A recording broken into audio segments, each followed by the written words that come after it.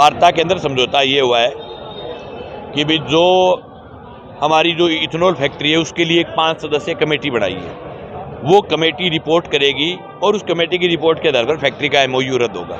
वो कमेटी बनाई फैक्ट्री को रद्द करने के लिए, दूसरा कोई रास्ता नहीं है उस कमेटी का।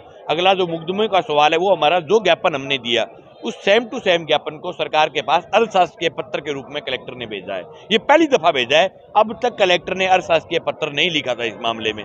तीसरा सवाल, हमारी 2 एफआईआर थी बड़ी, वैसे तो 6-7 मुकदमे कर दिए। हमने कहा है कि इस मामले में जितनी भी एफआईआर दर्ज हुई है, सब एफआईआर की जो जांच है वो सीआईडी सीबी के पास जाए। वो इसलिए जाए कि अगर जांच राजस्थान पुलिस के पास यहाँ रहेगी तो हमारे जो आंदोलनकारी है उनको लगातार परेशान किया जाएगा, उनको डराया जाएगा, उनको गिरफ्तार किया जाएगा।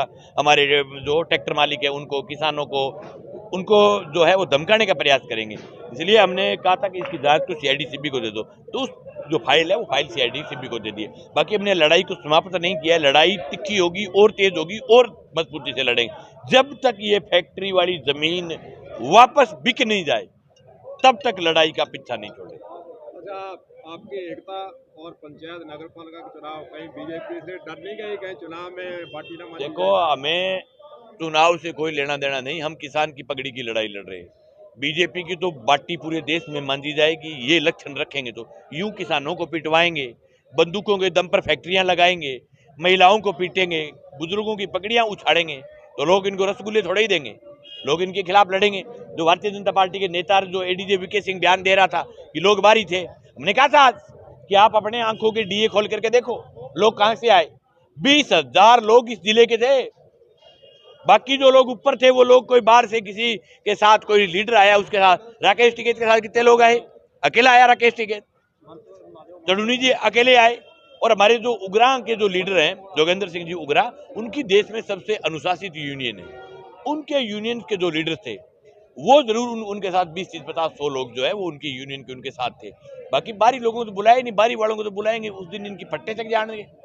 10 लाख लोग ले आएंगे हम, 50,000 लोग टारगेट ये है, 50,000 लोग खड़को करांगा ठाड़ो बतावा को नहीं। पहले महंगाई जब तक फैक्ट्री की जमीन बेच के नहीं दे देता लड़ांगा।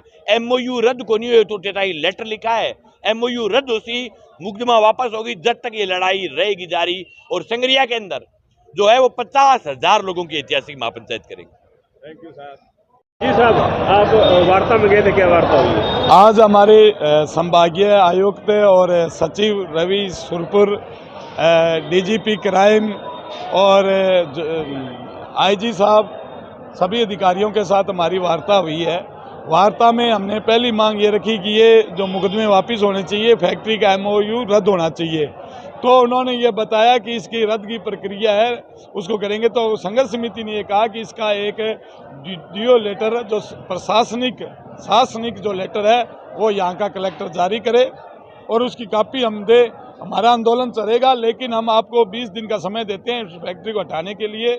और जो लेटर है वो राज्य सरकार जल्दी से जल्दी इसको अमल में लाए। इसलिए 7 जनवरी को संगरिया के अंदर धान मंडी में किसान महापंचायत रखी है।